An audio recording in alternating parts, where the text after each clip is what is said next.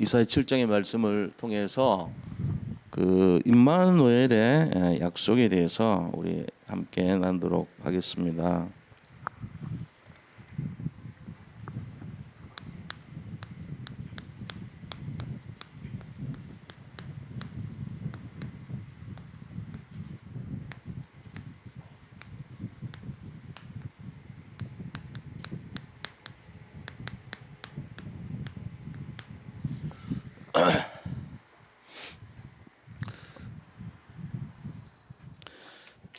우리가 이제 임마누엘이라는 부분이 좀 추상적이잖아요. 그런데 이 사실은 추상적인 임마누엘이 실제적으로 내 삶에 이게 구체적으로 나타나면은 신앙생활을 제대로 이제 할 수 있죠. 제일 중요한 단어예요. 우리 신앙생활에 있어 가지고.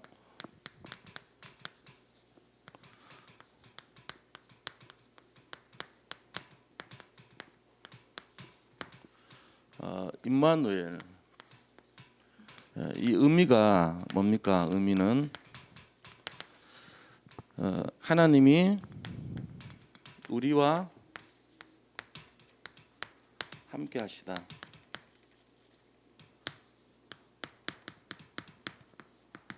이런 의미입니다. 하나님이신데 하늘에 계셔야 될 하나님이 우리와 이렇게 이 땅에 와셔가지고 함께 하는 게 이제 임마누엘이에요. 그래서 이게 이제 성취되는 것이 실제로 마태복음 1장 21절에서 23절에 보니까 성취됐죠. 그대로 이 그리스도께서 이 땅에 오시는데 그 이름을 예수라 하라는데 그 예수님이 예수님의 이름이 임마누엘이라고 그랬잖아요. 그죠? 그 예수란 뜻은 구원자란 뜻입니다. 자기 백성을 저희 죄에서 구원하실 자이심이라 하라 그랬습니다. 그리고 그 이름을 번역한즉 임마누엘이라 하리라. 그 임마누엘이란 뜻은 하나님이 우리와 함께 하신다고 그렇게 되어 있죠. 이것이 이사야서 7장 14절이에요. 자, 그런데 이 임마누엘은 크게 보면요, 임마누엘의 내용이 있어요. 내용이 크게 이제 한 세 가지로 볼 수 있습니다. 첫째는 누리는 임마누엘이 있어요. 누리는 임마누엘.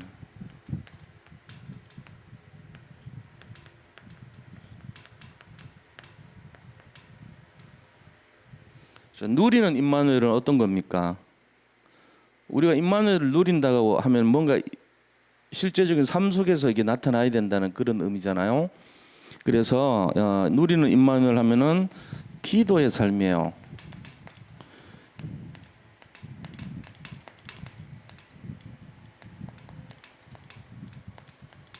기도하는 삶이 임마누엘입니다. 정시기도, 무시기도, 깊은 기도. 다시 말하면은 24, 25, 영원. 이거를 누리는 삶이 임마누엘 삶이에요. 이게 이제 누리는 임마누엘이란 말이에요. 그래서 우리가 이 누리는 임마누엘 하셔야 됩니다. 다르게 하면은 138이 될 수도 있겠죠, 그죠? 그게 이제 누리는 거예요. 우리가 집중해야 될 내용이죠. 그 다음에 보여주는 임마누엘. 두 번째는 이렇게 보여주는, 실제적으로 내가 그냥 임마누엘이 우리의 마음 속에만 있고 이 지식 속에만 있으면 안 돼요. 실제로 내 삶 속에 나타나야 돼요. 보여주는 임마누엘 돼야 돼. 그게 안 되면은 실제로 아무 의미가 없죠. 어떻게 해요? 빛의 사명. 우리에게는 하나님이 우리에게 주신 빛의 사명이 있어요. 그래서 일어나서 빛을 발하라 그랬어요. 이 하나님과 함께하는 자의 사명이 빛의 사명입니다. 일어나 빛을 발하라. 만민에게 캄캄함이 이렇게 임했잖아요. 그런데 하나님께서는 우리에게 빛으로 함께 하신다 그랬어요. 만민이 캄캄함 어둠에 뒤덮였지만은 빛의 자녀는 그를 살리기 위해서 하나님과 함께하는 거예요. 이게 빛의 사명입니다. 그리고 그것이 뭘로 나타납니까? 빛의 경제로 나타나야 돼요. 숨은 경제가 빛의 경제죠. 그러니까 이제 복음 가진 사람은 빛의 경제를 가지고 회복해야 되는 거예요. 실제적으로. 그러면서 결과적으로는 이게 빛의 문화로 꽃을 피우죠. 이 지금 세상이 문화가요 사단이 다 장악해 버렸어요. 그 빛의 문화로, 그 빛의 사명으로, 빛의 경제로, 빛의 문화로 이게 보여지는 임마누엘입니다. 그럼 세 번째는요. 세 번째는 무슨 임마누엘이 되어야 되냐? 살리는 임마누엘. 살려야 돼요. 그래서 우리가 임마누엘이 굉장히 중요해요. 하나님 우리와 함께 한다 그러면은 구체적으로 뭐냐? 너가 누리는 임마누엘 돼야 되고, 보여주는 임마누엘 돼야 되고, 살리는 임마누엘 돼야 돼요. 그럼 살리는 임마누엘이 어떤 겁니까? 그것은 바로 파수꾼입니다. 시대를 살리는 파수꾼. 그 다음에 현장 살리는 현장 사령관.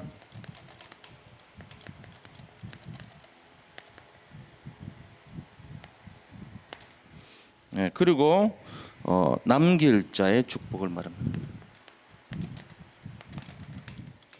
자, 이 세 가지요. 파수꾼과 현장 사령관과 남길 자. 이 살리는 임마누엘이에요. 그래서 임마누엘 없이 하는 거는 내가 하는 거잖아요. 임마누엘 하지 않고 하게 되면은 의미가 없어요. 이런 내용들을 좀 생각해 봐야 돼요. 그래서 우리가 실제적으로 이 내용을 가지고 이사야 7장을 들여다봐야 됩니다. 이사야 7장의 전체 내용은 결국은 임마누엘이거든요. 이 내용이란 말이에요. 그래서 이 내용을 가지고 임마누엘에 하나님이 약속을 하셨는데 어떤 식으로 약속을 했는가? 이사야서 7장에 나오는 그 전체 흐름은 어떤 것인가? 이사야 7장에 나오는 내용은 어떤 것인가? 이거 알고 계셔야 돼요. 이게 결론이에요. 이게 딱 집중이 돼야 돼. 이게 집중 안 되면 성경 공부하는 거 별로 의미 없잖아요. 이걸 위해서 우리가 배경을 알아야 돼요. 그럼 자, 오늘 그 배경이 뭐냐 하면요. 임마누엘의 약속입니다. 그래서 본론에 들어가서 첫째는 뭐라고 되냐면은 유다 땅에요 임할 재앙입니다.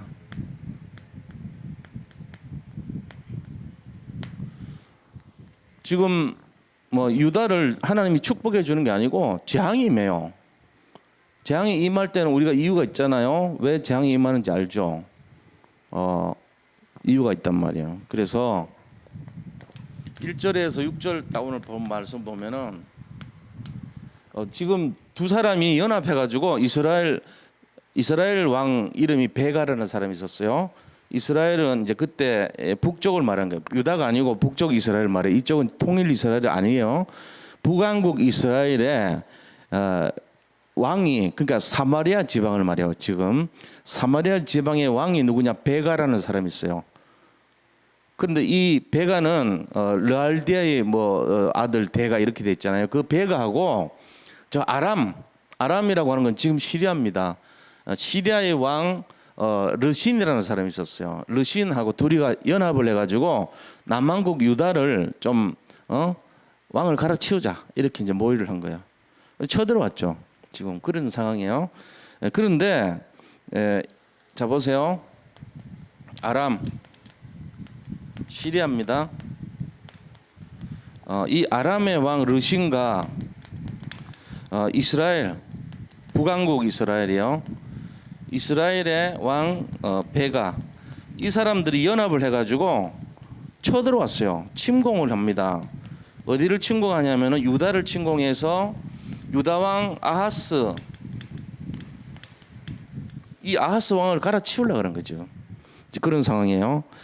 그런데 이 이스라엘 땅 중에서도 지역이 실제적으로 어느 지역이 되면 에브라임 지파 쪽에서 장악한 지역이 북왕국을 대표해요. 에브라임이 제일 커요. 그 지역에서 에브라임 지역의 왕인데 그게 또 사마리아 지역이고 그 왕 이름이 베가라는 왕이었어요. 이 베가하고 아람의 왕 르신하고 합쳐가지고 유다를 공격해서 아하스 왕을 지금 죽이려고 그래요. 아하스 왕은 누굽니까? 이 우시아라는 사람 있잖아요. 우시아의 아들이 요담이에요. 요담 아들이 아하스예요. 열왕기상 16장에 보면은 나이 20살 때 왕이 돼요. 아하스가. 근데 자기 할아버지도 그 향불 피우는 거 제사장 오기 전에 자기 해가지고 문둥병 됐잖아요. 그래서 문둥병으로 걸려가지고 요담이 어릴 때 왕이 됐거든요. 요담 어릴 때 왕이 돼가지고 오랜 동안 통치했어요. 요담 왕이. 그랬는데 그 아들이 아하스인데 나이 20살 때 왕이 됐을 때 이 아하스가 믿었던 왕이 누구냐면은 바로 우상을 섬겼어요. 이 사람이 하나님 섬긴 사람이 아니에요. 자기 아들을 불 속에다가 이렇게 지나가게 하고 몰록신 섬겼다는 얘기거든요. 그리고 산당에서 굿하고 이런 거 했다는 얘기예요. 아하스가 그렇게 했어요. 하나님을 믿지 않았어요, 이 사람. 그러니까 지금 이게 이 침공을 허락했죠, 하나님이. 지금 이런 상황이에요. 자, 그래가지고 이렇게 했는데 어떻게 됐냐? 실패했습니다. 이렇게 침공이 실패됐어요. 하나님이 실패한다고 7절에 그 얘기해놨죠. 보세요.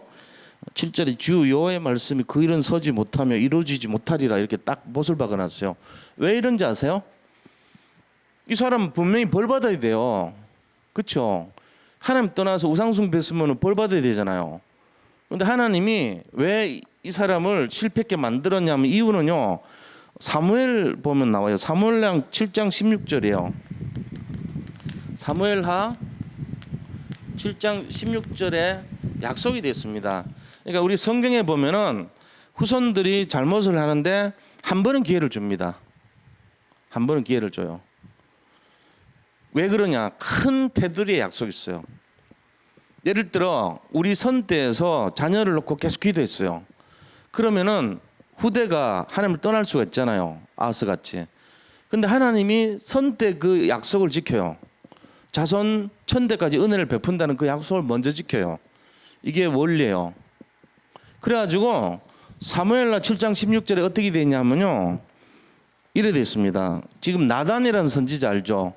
다윗이 이 우리아의 아내 바세바를 강제로 이렇게 취해가지고 자기 뺏었잖아요. 그리고 우리아는 저쪽 그 모압 땅으로 보내가지고 이방하고 전투하는데 제일 위험한 데 가서 데려다 놓고는 철수시켜서 걔를 죽여라 이 명령을 내린 거예요. 요엘 총사령관한테 그 명령 내려가지고 죽여버립니다. 여자를 뺏으려고. 굉장히 나쁜 짓 했잖아요. 그때 나단이라는 선지자가 찾아가서 양이 100마리 있는데 그 100마리에다가 한 마리 더 탐을 내가지고 한 마리밖에 없는 그 양을 훔친 놈이 있다. 어떻게 해야 됩니까? 묻잖아요. 그러니까 어느 놈이 그러냐 말이지. 어느 놈이 그러냐. 당장 데려와서 죽여라 이랬단 말이에요. 여기 당신입니다 이러면서 네가 그 놈이다 이렇게 얘기했잖아요. 나단이 그렇게 했어요. 그래가지고 다윗이 회개했잖아요. 그 나단 선지자가 나중에 회개하고 나서 다윗을 축복하는 내용이에요. 그게 사무엘하 7장 16절이 뭐라고 얘기했냐면요. 너 집과 네 나라가 이제 하나님 앞이죠. 내 앞에서 영원히 보존되고 그 다음에 너의 왕위가 영원히 견고하리라 하셨다 하라 이렇게 말했어요. 그러니까 네 집안하고 네 왕위 그게 하나님 앞에서 영원토록 견고할 것이다. 약속을 했단 말이에요. 그 약속 때문에 이 사람이 아하스가 누굽니까? 다윗의 후손 아닙니까? 그러니까 얘가 하나님 떠났지만 한 번 봐준 거예요. 그러니까 베가하고 르신이 합쳐가지고 몰아내려고 왔는데 안 된다고 7절에 딱 약속이 돼 있잖아요. 7절에 그죠? 그래서 하나님 말씀 그 일은 서지 못하며 이루어지지 못하리라. 지금 이건 누가 예언해요? 이사야가 딱 예언하는 거예요. 이사야 선지자 이렇게 예언하는 거예요. 못하리라 그랬습니다.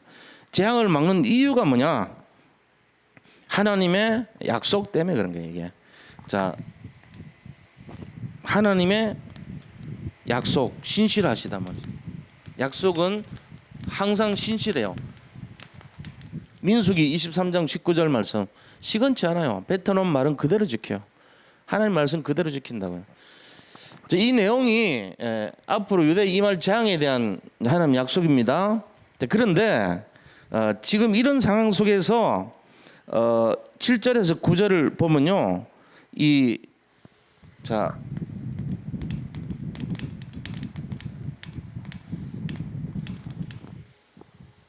7절에서 9절을 보니까 이사야서 7절에서 9절 보니까 그 약속 못 지켜 이렇게 해놓고는요 베가하고 르신이요 유다왕을 못 섭니다. 8절을 딱 보세요. 7절에 실패하게 하죠. 그 이유는 아까 말씀드렸고요. 8절 보시면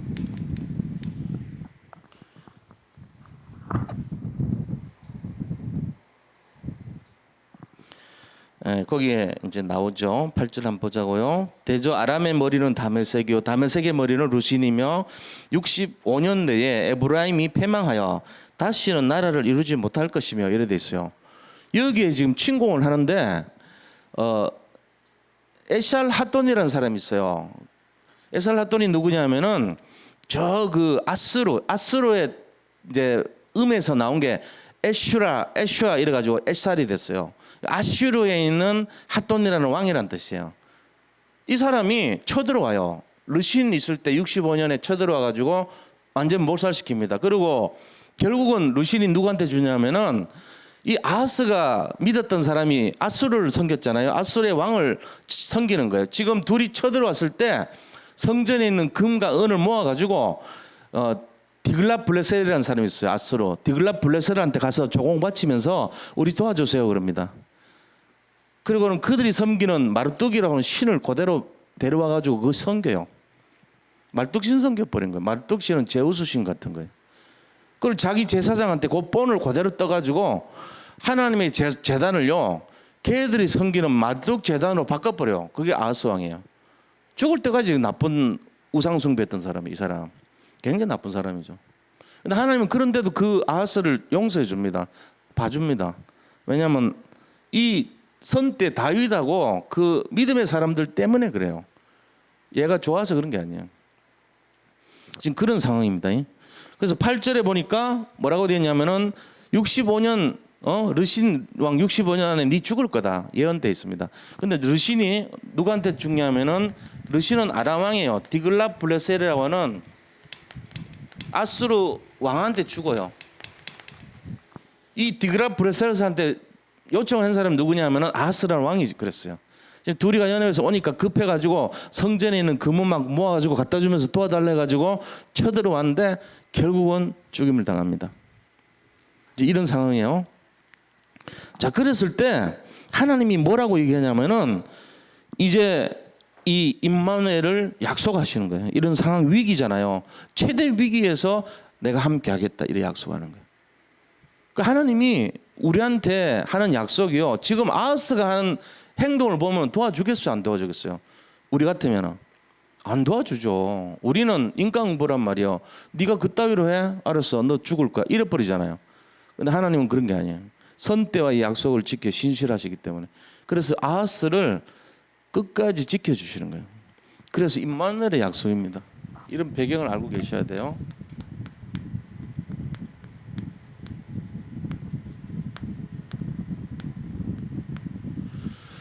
자, 임마누엘의 약속이란 게 과연 어떤 것이겠냐? 10절에서 13절 보세요. 10절에서 13절 보시면요. 아하스 왕의 불신앙입니다.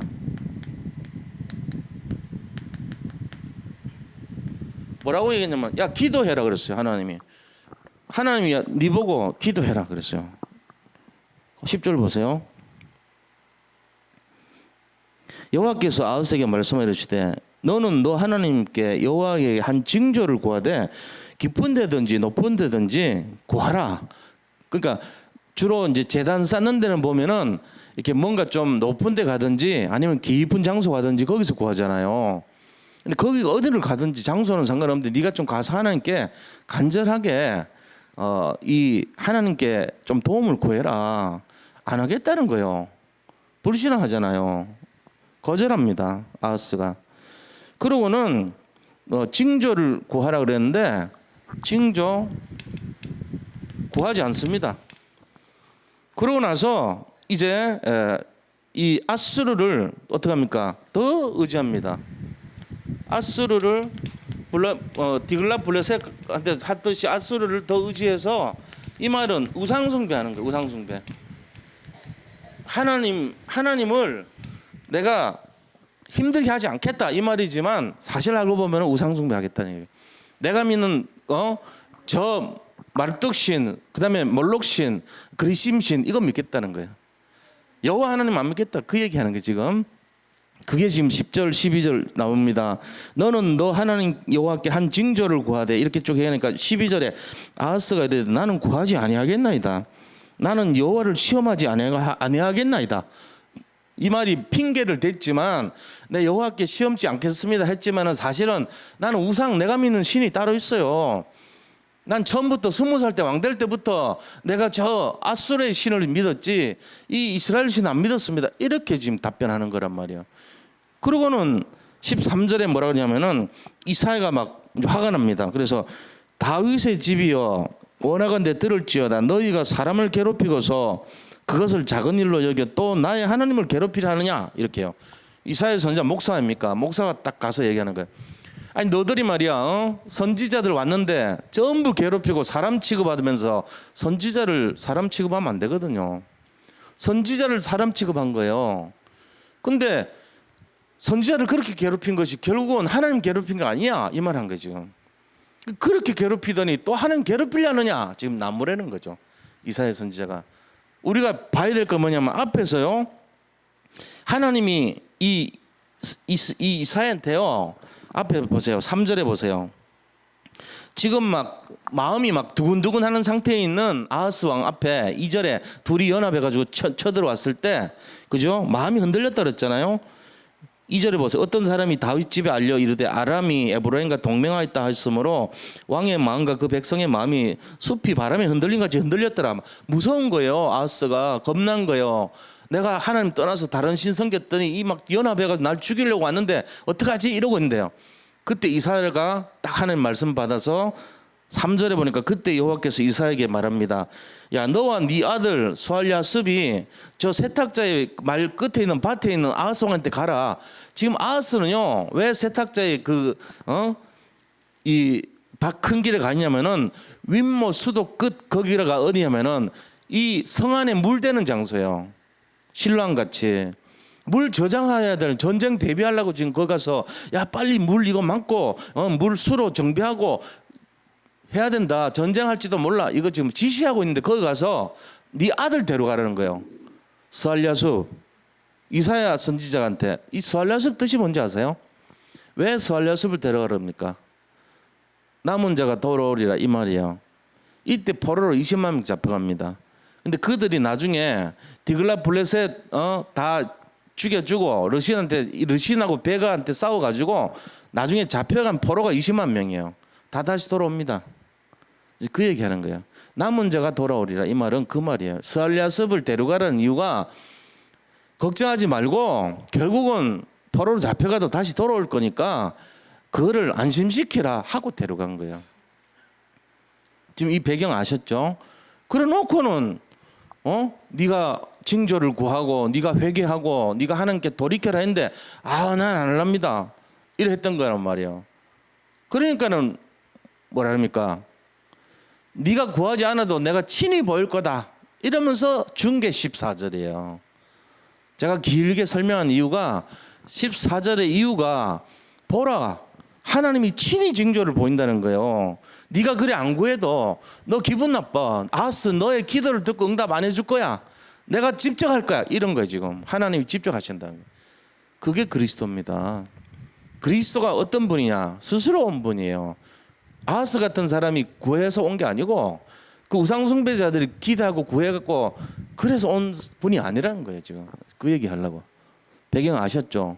이게 이사야서 7장의 전체 포인트예요. 아하스 시대예요. 이게 지금 완전히 멸망받을 시대란 말이에요. 우상숭배가 가득한 시대. 그때 예수님이 직접 오신 거예요. 우리가 지금 잘 알아야 돼요. 지금 시대가 어떤 시대요? 아하스 왕 같은 시대입니다.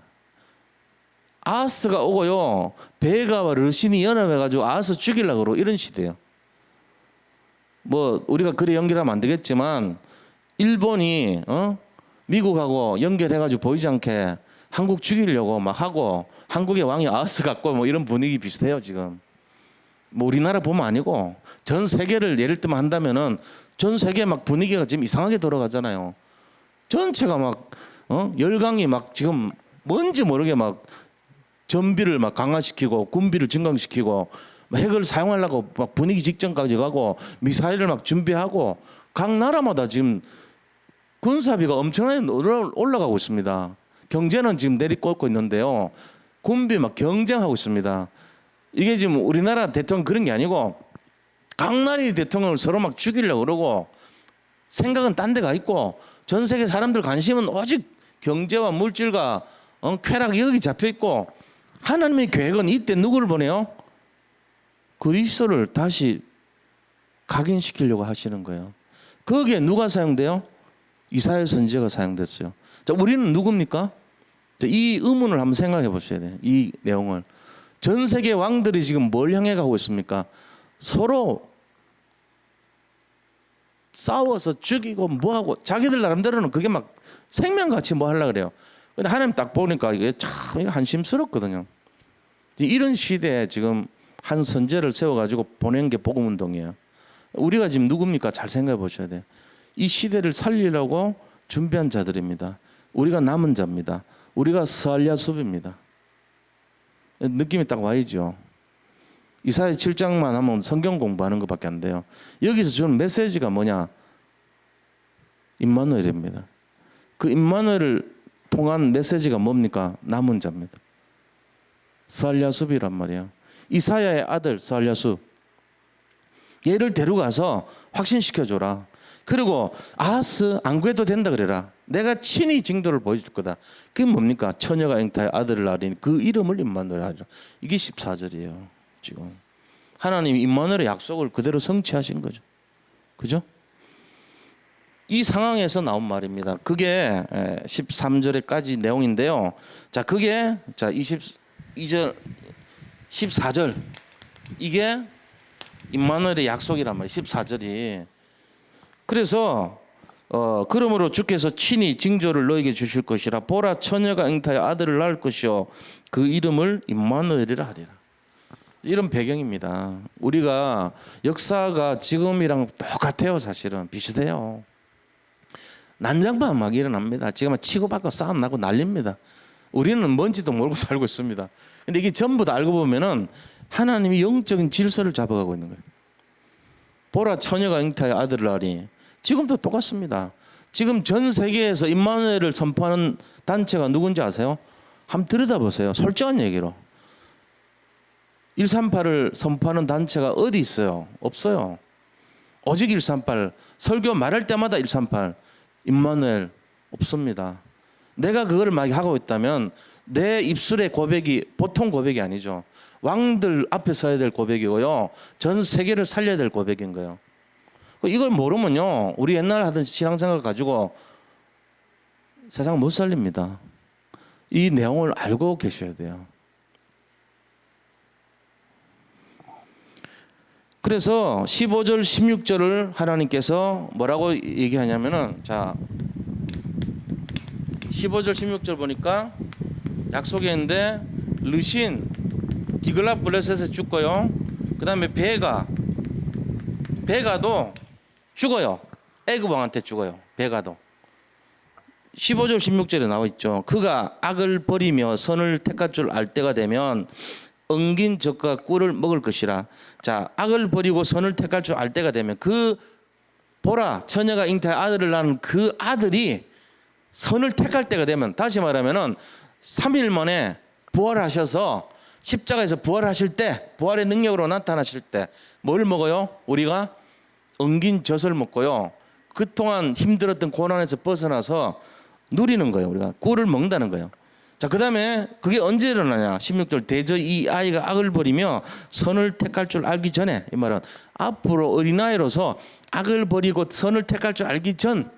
다시 말하면 이게 뭔 말이냐? 누워서 아무것도 모르고 쌕쌕거리고 태어났을 그 갓난 나이가 그래도 선을 버리고 악을 택할 줄 알 때, 이 말은 지혜가 생기고 힘줄이 일어나가지고 한 2살 3살 될 때, 2-3살 되면 일어나서 기잖아요. 기고 걷잖아요. 3살 되면 걸어 다니잖아요. 그때가 되기 전에, 이 말이에요. 앞으로 2-3년 전에, 2-3년 실제로 3년 뒤에 이 두 가지 사건이 일어났습니다. 한 사람은 디글라 브레셋에서 죽어버리고 한 사람은 애굽에 의해서 침공당해서 죽어버립니다. 그래서 16절 내용이 그대로 돼요. 두 왕의 땅이 항폐하게 되리라. 그대로 성취됩니다. 르신과 베가의 패망을 지금 예언하는 거예요. 자, 그러면 세 번째, 아수르가 이제 침공하고 유다가 결국은 앞으로 패망하는 부분에 대한 예언을 하죠.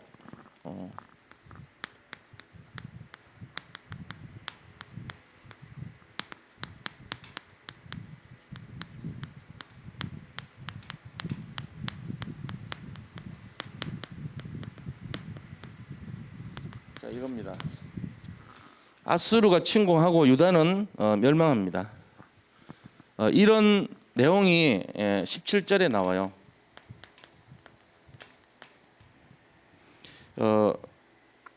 대재앙입니다. 대재앙. 솔로몬 왕이 통치를 하고 나서 200년 뒤인데요. 지금 상황이 그때까지 없었던 대재앙이 일어나요. 그게 바로 요시야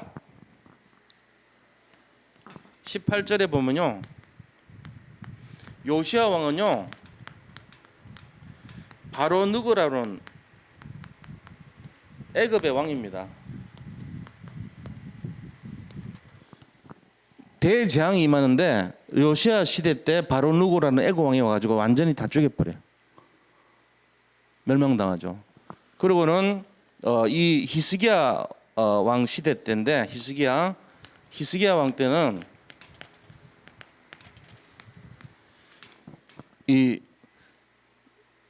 이때는 이 마르둑 하는 그 신이 있거든요. 그러니까 디글랏블레셋 말고 그 다음에 히스기야 시대 때 아수르가 들어와 가지고 이 이스라엘 사람들을 완전히 그때부터 이제 거기 어려움 당하는 거예요.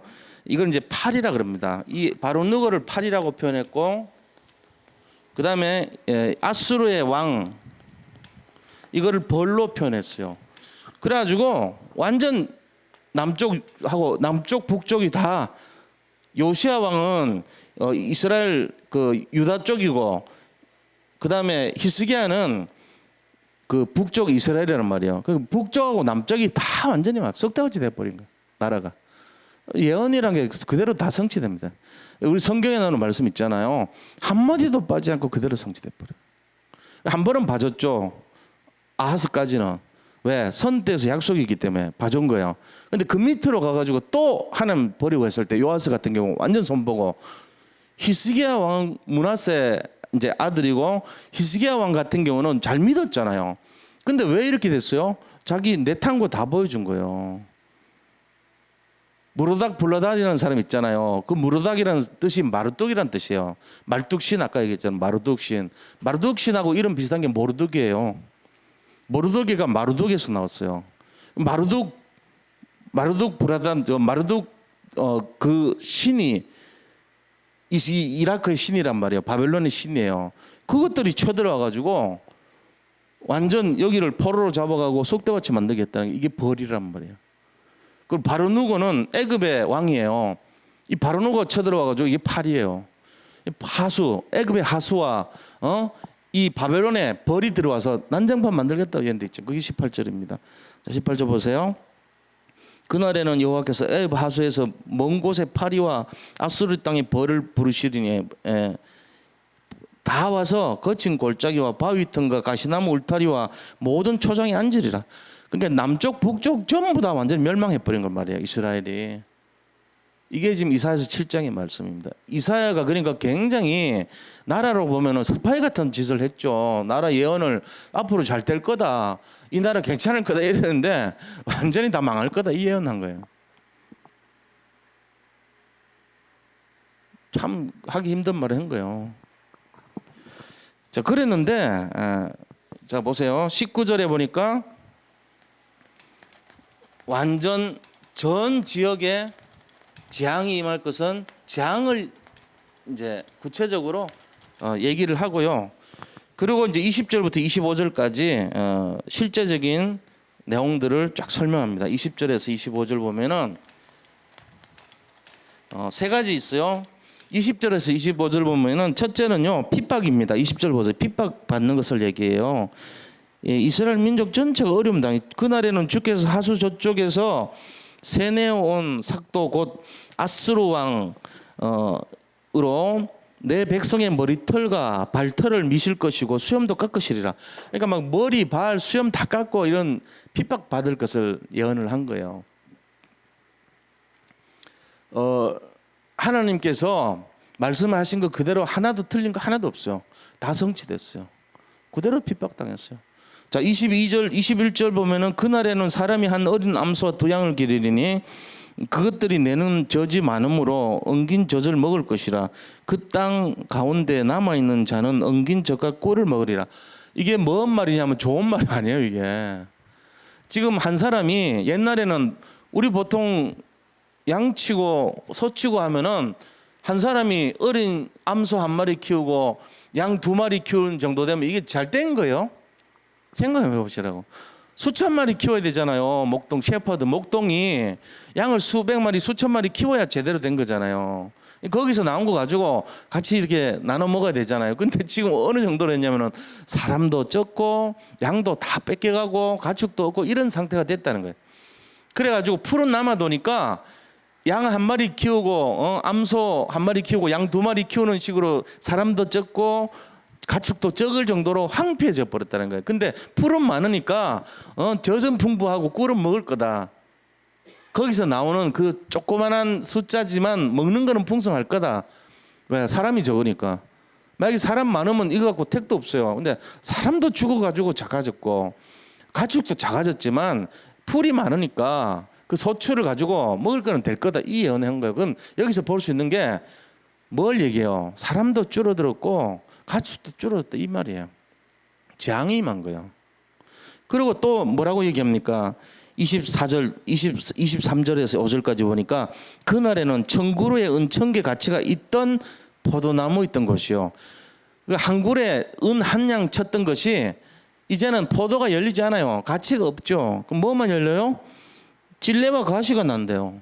포도나무에 찔레가 나고 가시가 난대요. 완전 재앙 저주가 임한다는 거예요.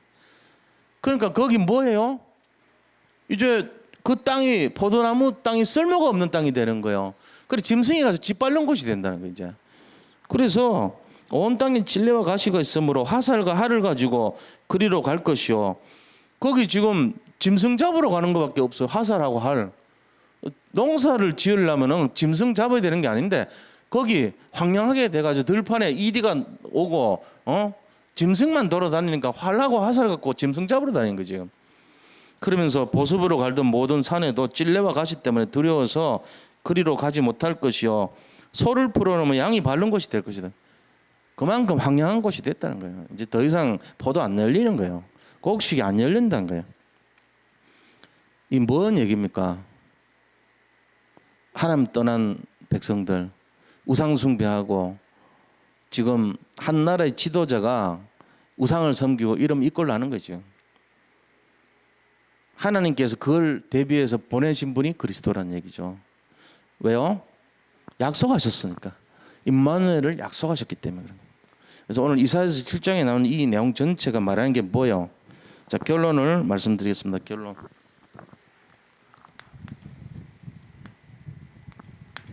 첫째는요.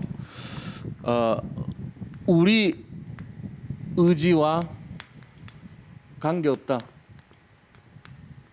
없이 하나님은 스스로 언약을 지킨다는 거. 하나님은 언약의 하나님이란 거예요. 우리 생각, 우리 계획, 우리 의지와 관계없어요. 지금도 똑같습니다. 우리가 지금요 어떤 시대에 사는지 잘 보셔야 돼요. 여기 솔직한 얘기로 말씀드릴게요. 이 기차에서 탈락되거나 빠지지 마세요. 가능하면 전생을 들여서 진짜 세상 말로 죽을 똥 살똥 모르게 여기 타야 돼요. 이 대열에 들어가야 돼요. 난 속으로 어떨 때 보면 참 답답할 때 있어요. 이 가치를 몰라요. 지금 사람들이 몰라. 어리석어. 뭐 시건 해놓고는 다 쏟아버려. 어느 날 보면 이게 지금 뭐 하는지를 모르는 것 같아. 제가 좀 이렇게 강한 느낌으로 말씀드려 죄송합니다. 근데 진짜 그래요. 이게 지금 뭘 하는지 알면 우리가 여기에요 정말 올인해야 됩니다. 이게 뭔지를 알면. 이 시대 보세요. 지금 이 시대나 구약 시대도 그 우상 숭배하던 시대나 똑같습니다. 소돔 고모라나 지금이나 거의 똑같습니다. 인간은 타락의 속성을 가질 수밖에 없어요. 물로 심판받을 정도로 타락했던 사람이 지금도 똑같이 그러고 있어요. 동성애 판치고 앉아 있고요. 온갖 음란가요, 온갖 물질 중심으로 다 빠져 있습니다. 그러고는 글로 가는 걸 당연하게 생각합니다. 영적 지도자도 다 타락돼 있습니다. 거의 다 그렇잖아요. 지금 이런 상태예요. 우리가 기대할 데가 없어요. 뭘 봐야 돼요? 진짜 하나님 바라봐야 돼요. 근데 왜? 우리 의지나 내용과 관계없이 하나님은 스스로 언약을 지키는 분이에요. 이 가치를 아셔야 돼요. 지금 시대의 흐름을 우리가 보고 그렇구나. 우리 정체성을 알아야 돼요. 우리는 남은 자다. 그리고 하나님은 임마누엘을 약속하셨다. 이게 지금 열쇠거든요. 세 개, 이게 보세요. 약속의 하나님이에요. 근데 그 약속은 스알야섭을 약속하셨어요. 돌아올 거다. 남은 자가 회복시킬 거다. 그리고는 하나님이 지금 임마누엘 하고 계세요. 지금 연결되는 거 없나요? 이 세 가지를 다 아는 사람 누구죠? 바로 우리입니다. 그 축복을 우리한테 주셨어요. 근데 여기서 틈만 나면은 게으르고, 틈만 나면은 안 하려고 그러고, 틈만 나면은 모이질 안 하려고 그러고, 틈만 나면은 어떻게 하든지 안 해보려고 그러고, 이러면 어떻게 돼요? 하나님 볼 때 그 가정스럽다 그럽니다. 나는 아닌데, 나 본심은 믿는데. 아니에요. 행동하지 않으면 그게 틀린 거 돼버려요. 그래서 제가 말씀드린 겁니다. 진짜 잘 생각해 보세요. 저도 참 잘 몰랐어요. 사실은 잘 모르니까 게으르고 연약하고 타락하고 안 하려고 그러고 그랬단 말이에요. 근데 그렇게 하면 안 돼요. 제가 그런 걸 볼 때마다 복음을 진짜 이렇게 사수해야 되겠다. 우리가 이 복음 속에 안 들어오고 자꾸 이제 복음 밖으로 가려고 그런 거 있잖아요. 내 유익을 따라가고 내가 뭔가 얻으면 좋아하고 뭐 이런 입장이 돼버리는 수준 되면 안 되거든요. 복음을 내가 만났을 때 기뻐하고 복음에 들어갈 때 내가 정말로 해답이 되고 복음이라는 속에 그게 될 때 진짜 이게 답이 되고 이래 돼야 돼요. 그거 하려고 지금 우리가 모인 거잖아요. 우리 산돌 예비교회는 그런 면에서 굉장히 의미가 있습니다. 저는 볼 때 오늘 이 내용은 굉장히 굉장한 겁니다. 사실은 여기에 찾아보면 여러 가지가 있어요. 포럼할 가치가 있어요. 말씀 반드시 성취돼요. 그리고 언약 밖의 사람은요 진짜 하나님 재앙 속에 삶 저주 속에 갈 수밖에 없어요. 그리고 지금 시대가 하나님이 똑같이 역사는 반복됩니다. 그래서 우리 후대들한테 왜 그렇게 지도가리만큼 언약 심어줘야 되는지 아세요? 철저하게 해야 돼요. 내가 이제 좀 이번 주 놀란 거 사실 고백하면 누구 사람을 얘기하는 게 아니에요. 진짜 내가 몰라 이게 어떻게 될지 모르겠는데 좀 말씀드릴게요. 주원이 있잖아요. 정주원이. 주원이를 내가 기도를 한번 시켜봤어요. 우리 이제 8명 모이고 애들 12시 50분에 8명 모여가지고 기도를 한번 해봐라. 근데 얘가 그런 기도를 할 줄 몰랐어요. 오늘 우리가 24시 응답받고 25시에 축복을 누리고 영혼의 축복 누리는 시간이 되게 해주시고 완전 WRC 언약 기도를 하는 거예요. 그러고는요 이제 애들 보통 보면 과자 얻어먹으러 많이 오거든. 그런 분위기라 물론 복음 뭐 자기도 모르지만 목사님이 잘 주고 좋게 해주니까 와. 근데 주원이가 남더라고. 남아있어요. 남은 자야. 그래서 너 왜 안 가고 남냐니까 목사님 뭐 도와드릴 거 없는가 생각해서 남았대. 그래가지고 뭐 이렇게 막 애들이 흐트러 놓고 가거든요. 근데 내가 이제 휴집 꺼내가지고 닦으니까 자기 달래요. 주니까 걔가 뭐 알겠어요. 닦는 거 잘 모르지. 닦아도 막 흘리는 거 하고 이런데도 지 나름대로 다 닦더라고. 그걸. 날 도와주려고 남았대. 내가 뭘 느끼냐면은 그 가정의 영적 분위기를 내가 알겠더라고. 24, 25 영혼의 기도를 한다는 거는 가정 예배 드린다는 거거든. WRC 이후에 아이들한테 언약 전달했다는 얘기잖아. 그리고 남아갖고 목사님을 위해서 자기가 뭔가 하고 싶은 마음이 그게 목회자 섬기는 말 아닙니까? 어리지만 나이는 어리잖아요. 그러면서 배려하고요. 거기 있는 거 다 지가 청소해주고 그러고는 가더라고. 보면서 좀 다른 것 같아요. 전에도 좀 그런 걸 느꼈는데.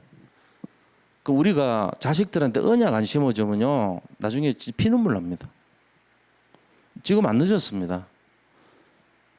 지금부터라도 하시면 돼요. 우리가 나중에 80세 돼도 50세 되는 아이들한테 언약 심어줘야 됩니다. 우리가 100살 되면요, 70세 되는 아이한테, 자기 자식한테 언약 심어줘야 돼요. 하면 돼요. 늦은 거 아니에요. 하나님은 하루가 천년 같고 천년이 하루 같다 그랬어요. 날 개념이 없어요. 필요 없어요. 지금 안 되는 애라 안 되는 애가 없어요. 돼요. 다 되게 돼 있어요. 언약이 하나님이십니다. 이거 놓치면요, 진짜 안 되는 거예요. 승리하시기 바랍니다. 제가 오늘 말이 길었는데 중요한 메시지 지금 이사야 7장이 그래서 그렇습니다. 우리 잠깐 기도하고 헌금하겠습니다. 하나님